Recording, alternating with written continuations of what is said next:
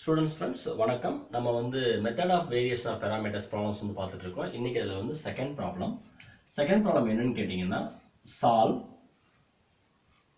d square plus 25 of y is equal to secant 5x இப்படி எடுத்துக்குவோம். இந்த ப்ராப்ளத்துக்கு இப்போ நீங்க வந்து காம்ப்ளிமெண்டரி ஃபங்க்ஷன் பர்టిక్యులர் இன்டெகிரல் ரெண்டுமே வந்து மெத்தட் ஆஃப் பாராமீட்டர் மூலமா ஃபைண்ட் பண்ணி அதோட சொல்யூஷன் வந்து எழுதலாம். லிசன் ஸ்டூடண்ட்ஸ், நான் நேற்று சொன்ன மாதிரி ஸ்டெப் வைஸ் ஞாபகம் வச்சுக்கோங்க. இந்த மெத்தட் மட்டும் ஸ்டெப் 1 என்னன்னா காம்ப்ளிமெண்டரி ஃபங்க்ஷன் கண்டுபிடிக்கிறது. m square plus 25 is equal to 0. அப்ப m square equal to minus 25 ஆகும். m is equal to plus or minus 5i வரும். இது நமக்கு தெரியும். Therefore complementary function is equal to e power 0x. இங்க வந்து real part 0 இருக்கு. அப்ப e power 0x into a cos 5x plus b into sin 5x இப்படி கிடைக்கும். நான் முதல்ல உங்களுக்கு சொல்லியிருக்கேன், இதை வந்து y1 அப்படின்னு நேம் அசியூம் பண்ணிக்கோங்க. இதை வந்து நேம் வந்து y2 அசியூம் பண்ணிக்கோங்க. Because after this work what we are going to do to identify the particular integral, this is essential. Okay, இப்போ அடுத்தது செகண்ட் ஸ்டெப் பார்த்தீங்கன்னா ஃபார்முலா மட்டும் எழுத சொல்லியிருக்கேன். particular integral is equal to capital P into y1 plus capital Q into y2. இதான் formula. இதுக்கு capital P என்ன அப்படின்னு தெரிஞ்சனா minus integral r into y2 divided by w into dx. இது P வேல்யூ.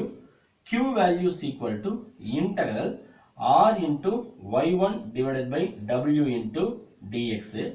இதில் w என்ன அப்படின்னு கேட்டிங்கன்னா determinant value of y1 y1 dash y2 y2 dash. இந்த மாதிரி கண்டுபிடிச்சிங்கன்னா இந்த ரிசல்ட்டை இதில் சப்ஸ்டிட் பண்ணோம். நமக்கு r வந்து right hand side function value secant 5x தெரியும். y1 வந்து cos 5x. அதே மாதிரி இங்கே y2 வந்து sin 5x. r value secant 5x தெரியும். ஸோ w மட்டும் ஃபைண்ட் பண்ணிங்கன்னா இந்த ரெண்டு ஒர்க்கையும் நம்ம முடிச்சிடலாம். ஸோ இப்போ உங்களுக்கு அடுத்த ரிசல்ட், அதாவது third step to find w is equal to determinant value of y1 y2 y1 dash y2 dash. இதை மட்டும் கண்டுபிடிச்சா போதும். this is equal to determinant value of y1 வந்து cos 5x, y2 வந்து sin 5x. அதே மாதிரி இதனுடைய differentiation minus 5 into sin 5x. இதனுடைய differentiation plus 5 into cos 5x. So இதுக்கு determinant value கண்டுபிடிச்சிங்கன்னா this into this 5 cos squared 5x வரும். Minus இங்கே ஒரு minus of this time minus வரும். இந்த மைனஸோட சேரும்போது ப்ளஸ் ஆகும்.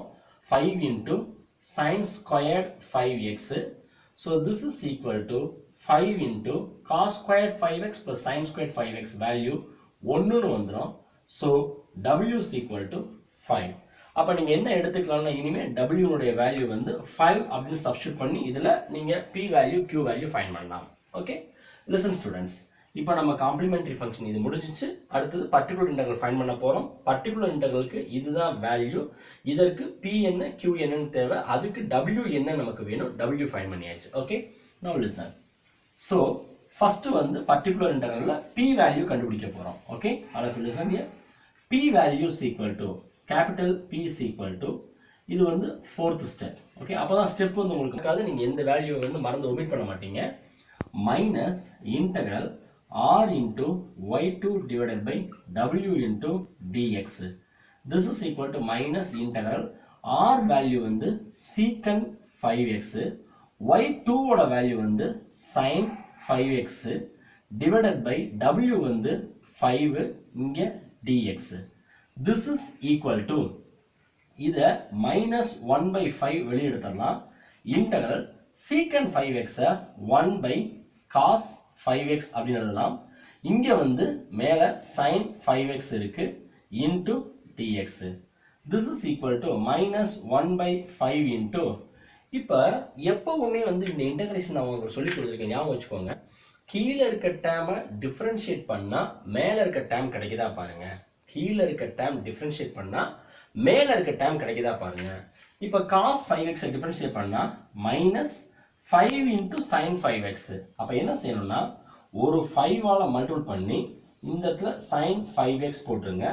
கீழே ஒரு 5 ஆல மல்டிபிள் பண்ணி into 5 போட்டுட்டு இங்க cos 5x போடுங்க. மதிப்பு மாறாது dx. This is equal to இந்த 1 by 25 எழுதிக்கோங்க. கீழே இருக்க டேமை டிஃபரன்ஷியேட் பண்ணா -5 sin 5x, மேலே இருக்க டேம் இன்டகிரேஷன் உள்ள இருக்க டேம் கிடைச்சது அப்படின்னு சொன்னா அதுக்குரிய ஃபார்முலா log of denominator. ரொம்ப சிம்பிளா முடிஞ்சிடும். So log of cos 5x, அவ்வளவுதான் answer. So this is the required p term we need. Okay, இதான் நமக்கு தேவையான p term. இப்போ இதே மாதிரி நீங்க q term ஐடென்டிஃபை பண்ணீங்கன்னா, listen students, இதுல ஒரு வேல்யூ கொஞ்சம் கஷ்டமா இருக்க மாதிரி ஒரு வேல்யூ. இதை பொறுத்தவரை ரெண்டுமே நமக்கு சிம்பிளா தான் வருது. இப்போ சப்போஸ் நீங்க இது 5th step, q value identify பண்ணீங்கன்னா q is equal to integral r into y1 by w into dx. This is equal to integral right hand side value secant 5x, y1 ஓட value cos 5x divided by 5 into dx. This is equal to 1 by 5 வெளியே எடுத்துருங்க. Integral secant 5x cos 5x. Secant 5x 1 by cos 5x இல்லைனா ரெண்டு cancel ஆயிரும்.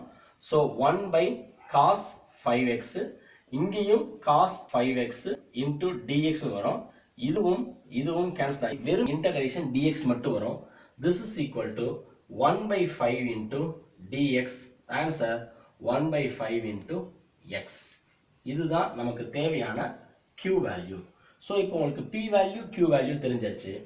therefore உங்களுடைய அந்த final output particular integral value மட்டும் பார்த்தீங்கன்னா particular integral equal to pi equal to capital P into y1 plus capital Q into y2.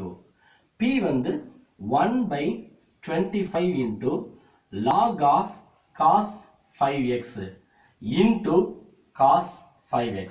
அவ்வளவுதான். p into y1 plus q ஓட value 1 by 5 into x into y2 sin 5x. Therefore we found what is p and q is equal to. So respectively we can go for writing the complete solution. Therefore solution y is equal to complementary function a into cos 5x plus b into sin 5x முடிஞ்சு. அடுத்து particular integral plus 1 by 25 into, நமக்கு இப்படி எழுதுனா கன்ஃபியூஷனா இருக்கும். அதனால to avoid the confusion I am writing like this, cos 5x into log of cos 5x அப்படின்னு எழுதிக்கலாம். அடுத்தது இதை மறந்து கூட இது ரெண்டையும் மல்டிபிள் பண்ணி ஸ்கொயர் போடக்கூடாது. cos 5x வேற function, log of cos 5x வேற ஃபங்க்ஷன். அடுத்தது 1 by 5 into x into sin 5x. So this is the required solution for the given problem by using the method of variation of parameter. Okay, thank you students.